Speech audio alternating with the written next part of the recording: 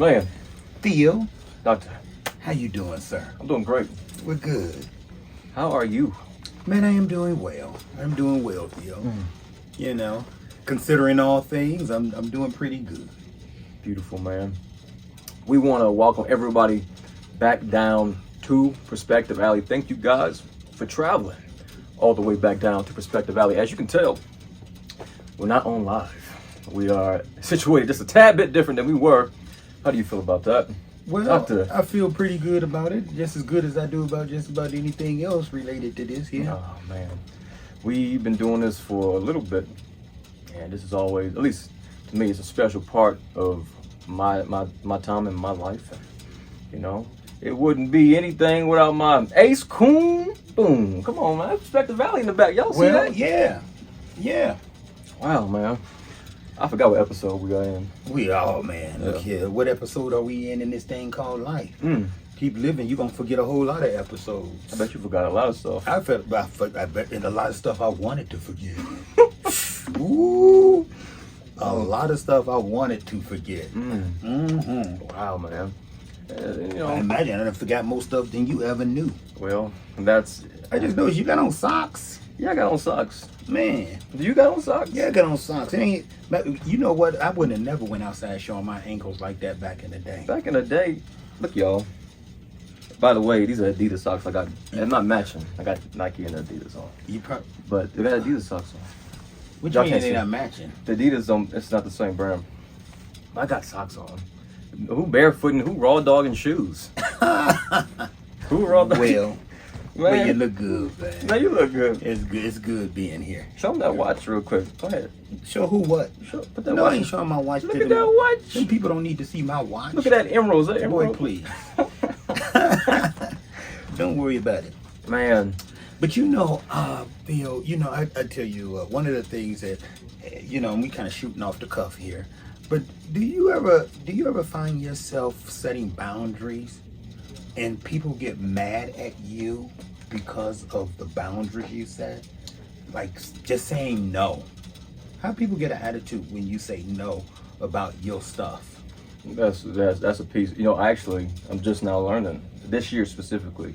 But you know, coming to learn that in the process, you say no to somebody, they think it's in a direct attack to their personage. Yes, they do. And it's not nowhere near that. It's less about you and more about me. And the fact that you're so arrogant to think it's all about you, the no ain't even about you. Right. It's The not no even is about you. me. Yeah. And it's not an attack. It's just, and I'm learning this year again. I said, but just saying no, so much power in that. It's so much power, you know, and it's so much love that you give yourself when you say no. You know what I mean? It's you loving yourself enough to say no. Matter of fact, one of the things I learned with trauma victims, people who have been violated by other people, the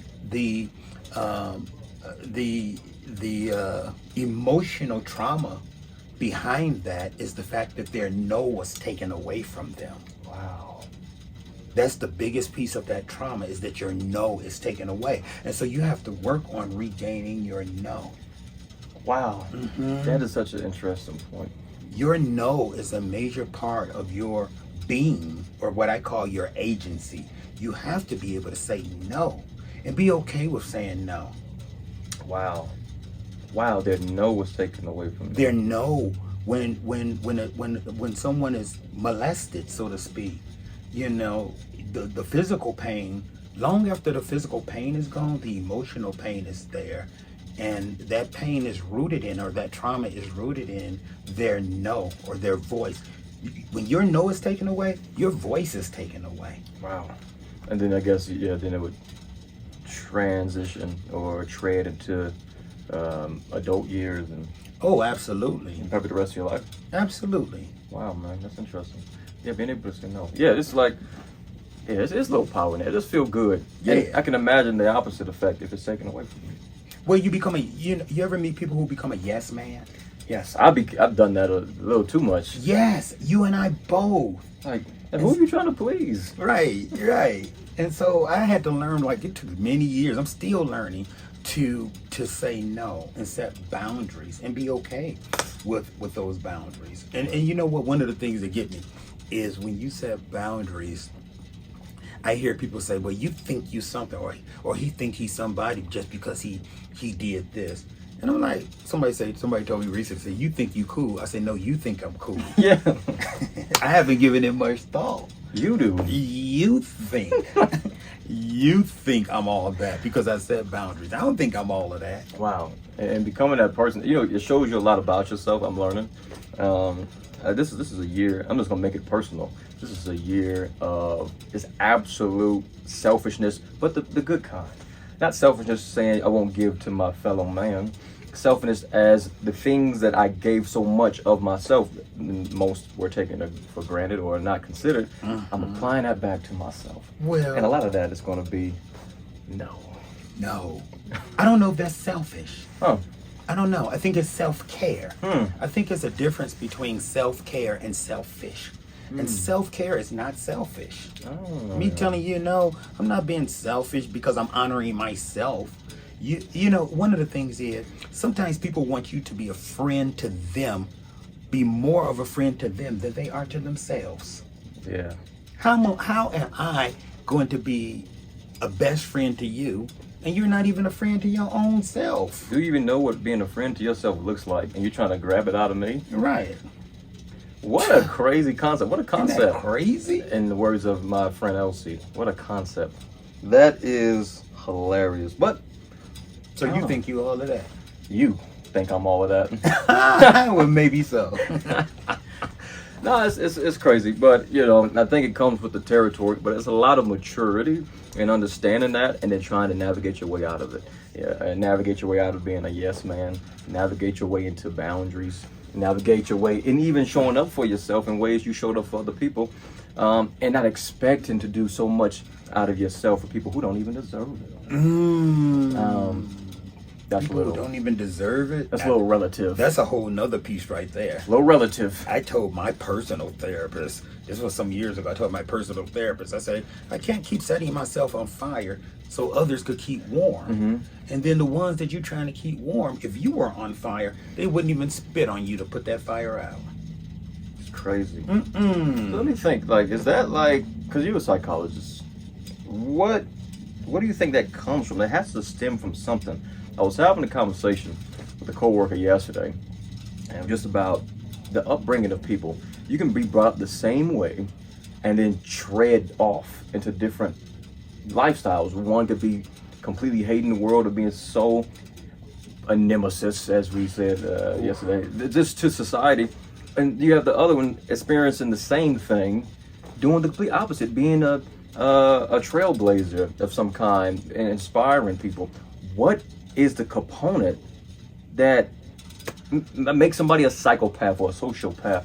What is this thing that is it's a switch somewhere? You think? Well, I think one of the things that amazed me is this term called heritability, and what this refers to, that you can meet people who are more related to you personality-wise and more related to you, share more of your way of being than even your biological siblings. You're more alike with Joe Snuffy than you are your brother. And I might be using that term wrong, so I wanted to just put that out there in case I'm using it wrong, or if it's the wrong term. But yeah, it is an amazement how you can meet people with a kindred spirit who is more kin to you than your biological people. Wow. I think with biology, we tend to want to compete so much with each other. Oh. And in that competition, we have the need to put each other down instead of building each other up. You think so?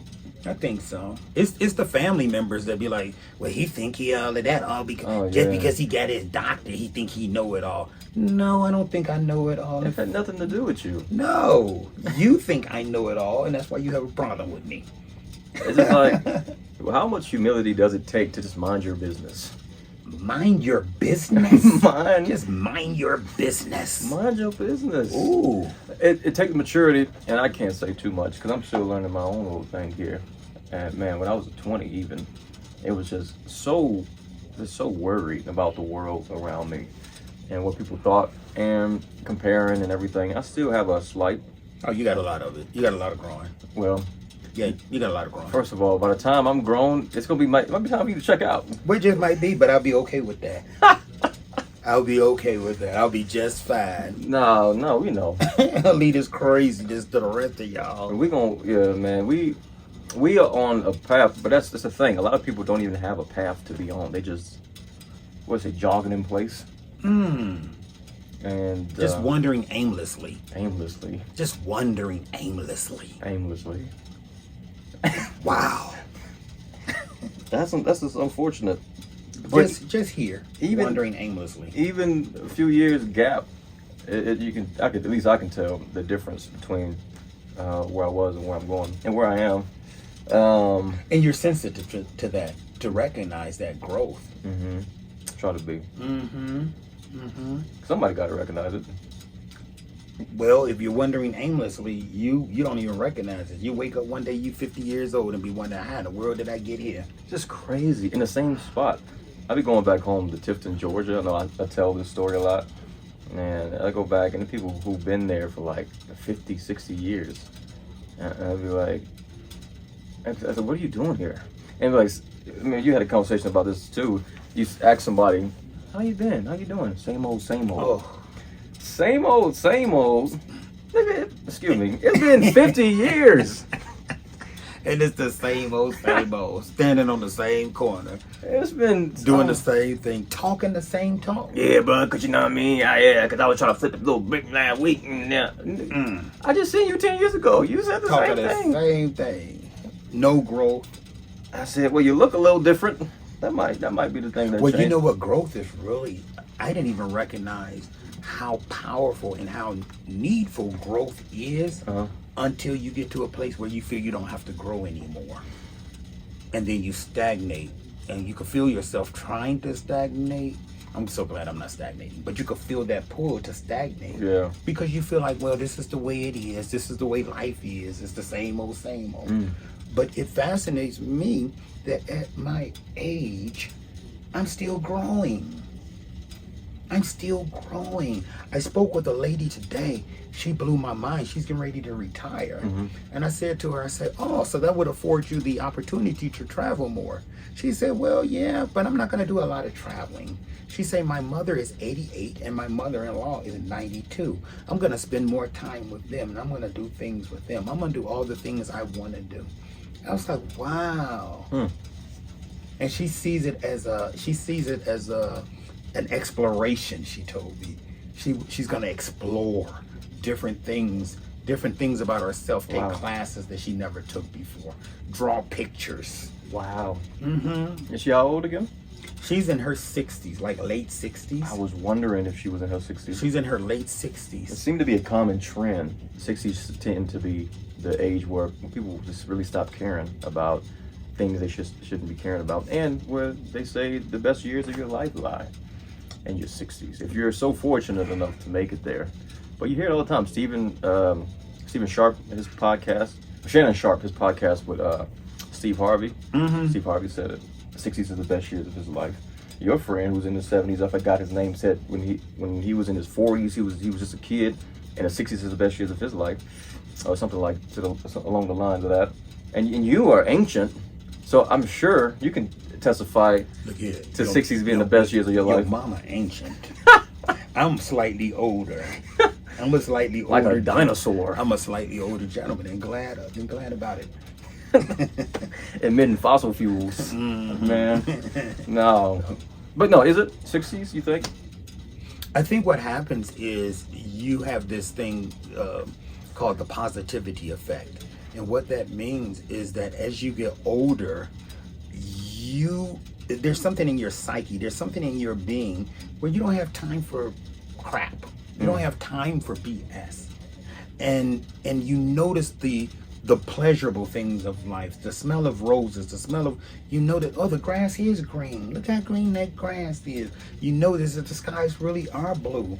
Wow. You know, when you're young, sometimes you go through so many years of your life with your head in a fog. Just in the fog. Shoot, half of y'all don't even wake up during daylight hours. Who? Half of y'all who? Us?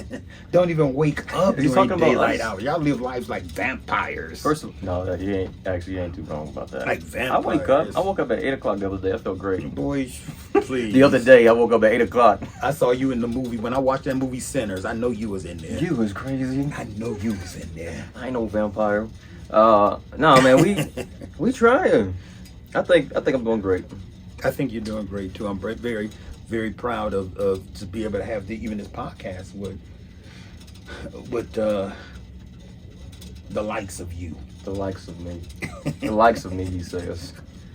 You know, it's crazy to think about it. I know we're trailing a little bit to think about the podcast. I looked at my camera roll. It's almost 3 years old.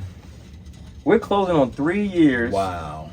of the initiation of Perspective Alley, the thought of Perspective Alley. It's an amazing Well, that's amazing. thing. It's crazy. to And think it's about. amazing that it comes out of us having different perspectives. Yeah. And we're so much alike, but we're very, very different in our perspectives. And one of the things we're different on is this technology thing. He can't get a grasp on this technology thing.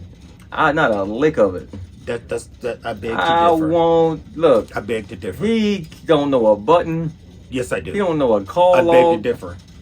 It seems that way because you are so married to technology. Even your wife is going to be a robot. Who, mine? Your significant other is going to be a robot. That's horrible. I promise you. Not mine. You're so married to technology. Don't you think? That's gross. Me? I could use some time away from my phone. More time. I'm working on that too. See, I know life outside of technology. You had a lot of life. Outside of Prehistoric technology. even. It was beautiful. I knew what I was eating. A real apple was a real apple. I can listen to music. I can hear the sounds of the instruments, and they were real instruments with real people playing. Oh yeah. I heard a song yesterday, and the whole song was made. It was AI generated. Yeah. Not a Not one person playing not one instrument.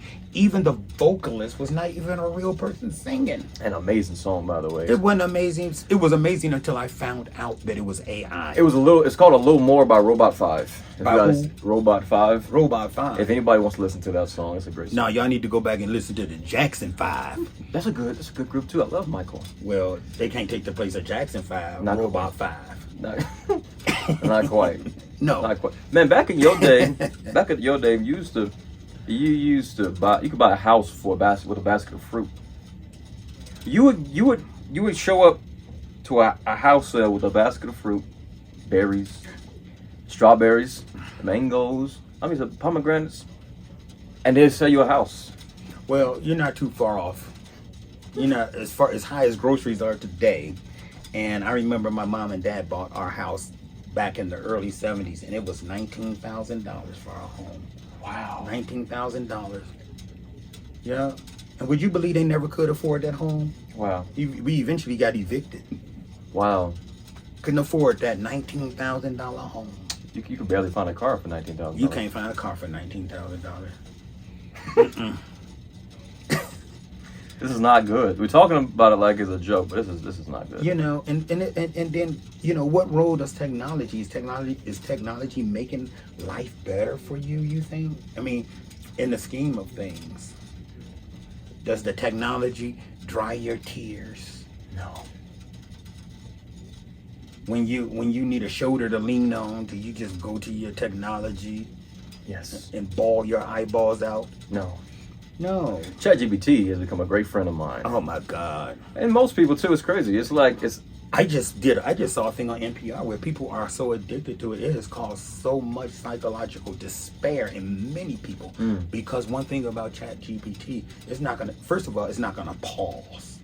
If you come to if you come to me with a problem and you ask my advice, I would tell you like, man, let me think about that. Or some things I'm gonna have to get back with you. But ChatGPT, it readily has an answer. That's number one. And the answer is going to be positive. ChatGPT ain't gonna tell you your breath stink. ChatGPT ain't gonna tell you your breath stink. Bro, Your breath stink. your breath stink. ChatGPT ain't gonna tell you that. That's horrible. Wow. Yeah, you're right. Married to It it. tells you what you want to hear. Married to it. Oh man, it might be getting out of control. It might turn into, some kid. Actually, I'm not going to go there. We need to hear what we don't want to hear. And that's the problem with our society now. We don't want to hear what we don't want to hear. So we accept all of this craziness where somebody need to put somebody in check around here. Ooh man, I'm afraid. And I ain't naming no names, but I'm just saying. I'm afraid there's going to be a plethora of soldiers, if you will, of just the opposite effect of what where nature should be going, where people as a union should be going. Silver spooned, entitled, sensitive. Not that sensitive in its completion is a problem, but overdoing anything. Yeah, ChatGPT, you actually got a point there. Yeah. It might be making robots themselves. Well, it's just nice. I like the idea of ChatGPT. GPT. GPT. Because shoot, they didn't have that back in the day when I was trying to get my GED. The GED to a doctorate. What a Yeah. story, man. And we didn't have ChatGPT. We had to learn on our own. For real, for real. Mm. We had to read on our own. For real, for real. Not even audiobooks. Not even audiobooks. That's crazy. Not even audiobooks, man. Wow. We had to read for real, for real. For real, for real. It's cool. I love to see it. He loved to see it. love to see it. Trelling, that actually prevents against Alzheimer's and dementia. Yeah. Keeping your brain active, reading. And a whole bunch of stupidities. Stupidities. Plural. Yeah, man. I thought stupidity was a singular word until these last couple years it became plural. It's just a lot of stupidities. Is that a word? Stupidities? Yeah. No, it's probably, I don't know if it's no more of a word than fake news. I don't know. You're a doctor. Well, You should know this. Well, we can make it a word. Stupidities, a new word for this year. We can make it a word. Avoid stupidities. It's not grammatically incorrect. It's not grammatically correct. No. But does it have to be? I guess not. What else is correct around here? Well, I guess you're right. These aren't real, by the way, for those who don't care. Even his glasses ain't real. I'm like cleaning them off like Are those AI generated? they might be. I want some meta Are glasses. those AI generated? No. Did you print them out with a 3D printer? We could probably Just do that. craziness. When I had glasses back in the day, they were real glasses to help me see my way. Now these just become aesthetic. As a friend of mine said, my disability has become your cosplay. I'm sorry. Has become what? His disability has become my cosplay. Cosplay? Yeah, I'm cosplaying glasses, he said.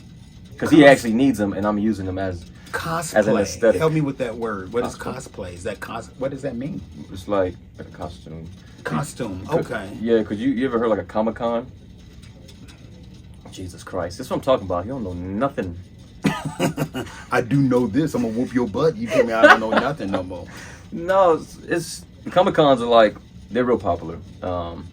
But just like raves are real popular, you don't really know about big stuff like that if you're not into that realm. But Comic-Cons are like these huge events that happens for people who like read comic books, watch anime and stuff like that. Okay, that And makes then sense. they show up in like cosplay, like their favorite characters or something. Okay. You might see somebody in the Iron Man suit or I don't know, or Naruto or outfit. a bunny or something. Yeah, some crazy. A rabbit. Yeah, cosplay. Yeah, it gets kind of weird out there. Well, and that's okay. That's all fine and good. It's good. It's a fine. It's cosplay. cool. I like but, it. But when cosplay becomes your reality, you know, when you can't be who you are because you are so inundated with fakeness and costume and artificial this and artificial that, to whereby your brain even becomes your intelligence completely is artificial. Horrible. You don't know nothing real. You don't know your hair from a hole in the ground. Don't know nothing. Or you don't know your butthole from a hole in the ground? You don't know nothing. My goodness. That's horrible, man. That's horrible. Yeah, well, it seems that we might be on the verge of something like that, chaotic even. But Don't let your dingle dangle dangle in the dirt. pick up your dingle dangle and tie it to your And shirt. tied to your shirt. Tied to your shirt. Tie it to your shirt.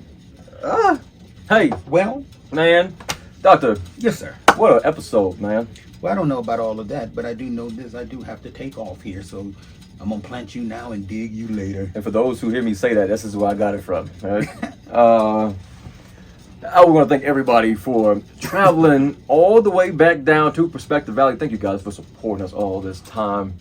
I'm Theo Mack. This Is Dr. Nathaniel Granger Jr., aka Dr. Nate Relates. And once again, we are happy that you guys have been a part of something so special to us. And we're going to keep making it special for you. We have a saying here on Perspective Valley, and that goes, Perspective is a hell of a a hell thing. of a thing. Yes, it is. Yeah. Wow, man. Wow. Well, until next time, brother, All right. we out. Peace.